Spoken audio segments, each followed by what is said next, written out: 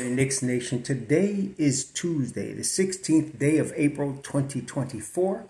I hope you're all safe and healthy today. I hope your family is safe and healthy and that the needs of you and your family in terms of food, shelter, clothing, as well as health are being met today. Blessings upon those that work in the healthcare field, along with the first responders who every day are trying their best to save lives. Those also that pick up garbage, keep our places clean, and those that make deliveries for our convenience. Double blessings on the men and women that are here trying to help rescue, deliver, and recover teenagers and children that are victims of child molestation and pedophilia. People that are also victims of prostitution, child prostitution, pornography, human trafficking, and sex slavery. Double curses on the perpetrators, the profiteers, and the perverts that create these industries. Finally, double blessings on the homeless. Nearly 600,000 men, women, and children homeless in the United States of America, and millions around the world in similar or worse conditions. Blessings upon them, for theirs is the kingdom. Finally, brethren, the Knicks are now sitting and situated in the playoffs, number 2 seed in the East. And I've noticed a couple of things in social media and other platforms, questions about whether the Knicks should have did what Cleveland did, which lost on Sunday for positioning purposes. Let me explain something to you.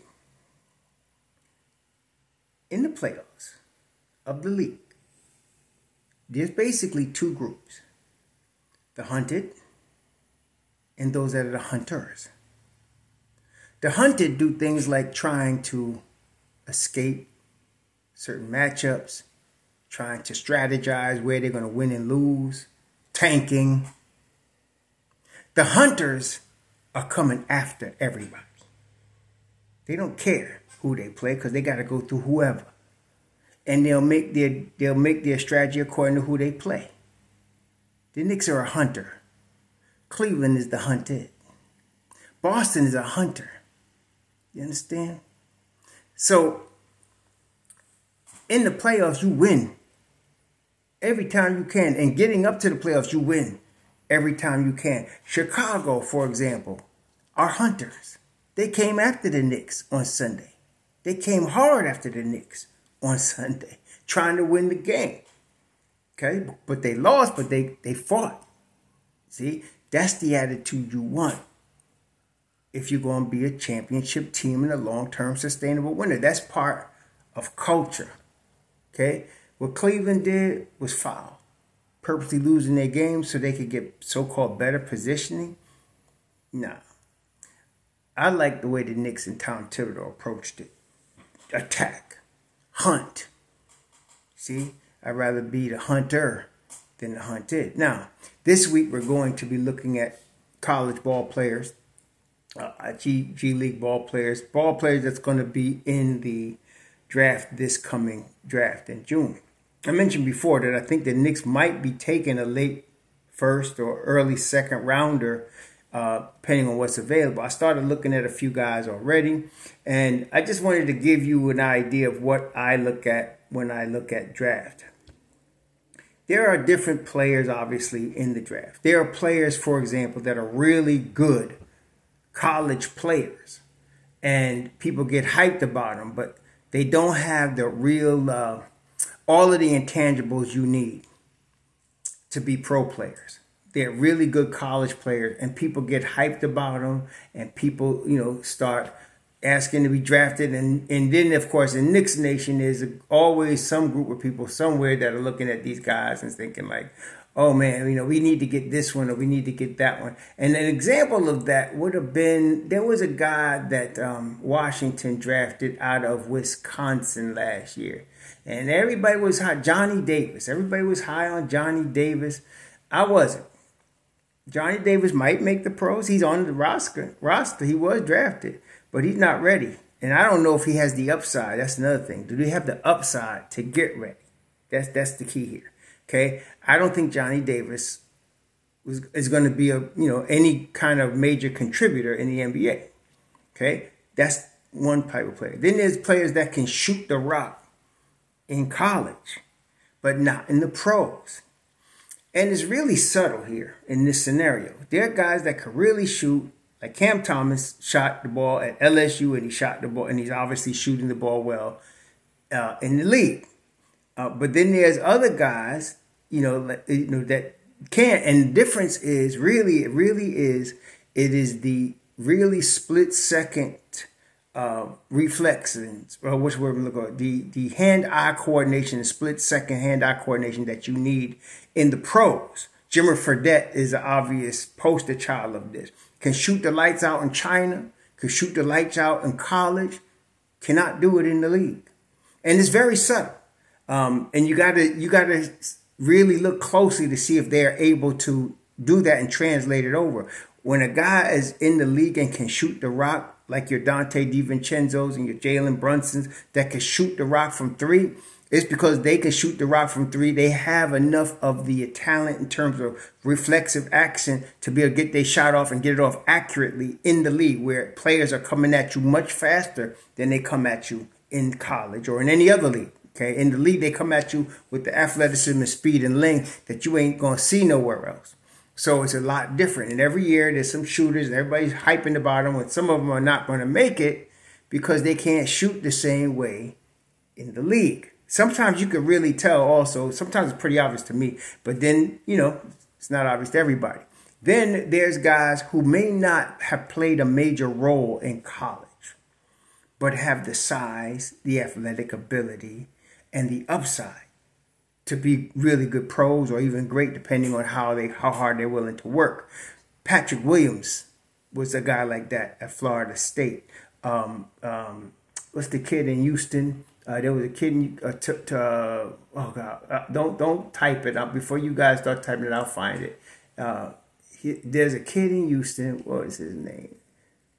Tari Eason. Guys like that they already got the body. They already got the athletic ability. You got to have athletic ability on a level that's higher than anybody else in basketball in the world, because you're in the league here. And then they have the upside to be really good or even great NBA players. So these are, every year there's guys like this. Then there's the guys that are usually they're in their early 20s, which is old for the league in terms of coming into the draft. But the maturity level, the work ethic, and the desire to just get the best out of themselves gives a good indication that they'll be at least solid, professional players. Cam Johnson and the Nets is a perfect example of that. And the Knicks like getting players like that. If you notice, they got Obi and they got Hartenstein. These are guys that may not have stood out. Well, Obi did, but he was an older guy, as a sophomore at Dayton. But they may not have stood out with Hartenstein when they was in college or overseas or even early in the pro. But they have the work ethic, they have the body. They're going to do what they do. They're going to play within themselves, and they're going to do it very, very well. Okay, and so those are players the Knicks like to get because they're cheap. And you can get those guys in the second round. You could even get them as undrafted free agents, like Jacob Toppin. You can even get it, and it's going to cost you a lot to see what you got. Again, just to remind you, whoever they draft this year is not going to play for 2 years. They're not going to play for 2 full seasons. Okay, they'll play G League. They'll develop. They'll even be on the roster because depending if they're a first round pick. But they're not really going to play for 2 seasons. And I'm looking at 4s and I'm looking at 3s, because right now at the 4 you got Josh Hart, who's 29.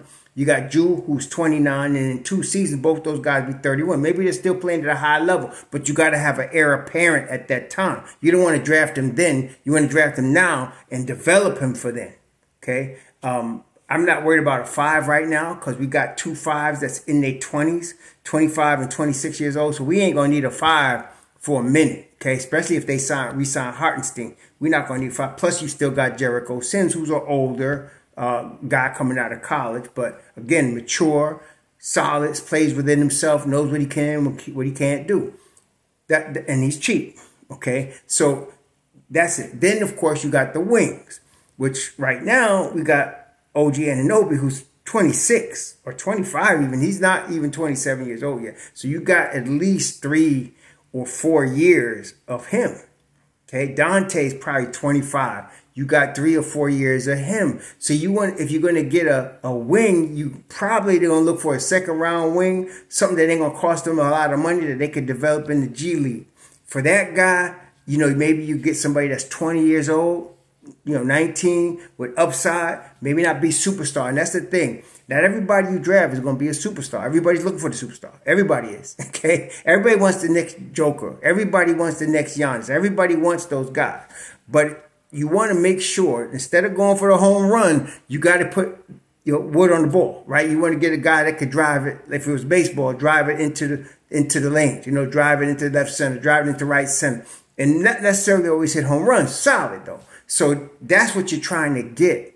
The superstar part comes if you happen to be able to draft that guy, or if that guy develops like Jalen Brunson, or you can get him as a free agent later, like Julius Randle. But you want to have solid pieces around him, which is what the Knicks have right now. So you're looking at what's available in terms of, people say, well, draft the best talent and work it out later. I don't believe in that. I've seen too much of that be wasted.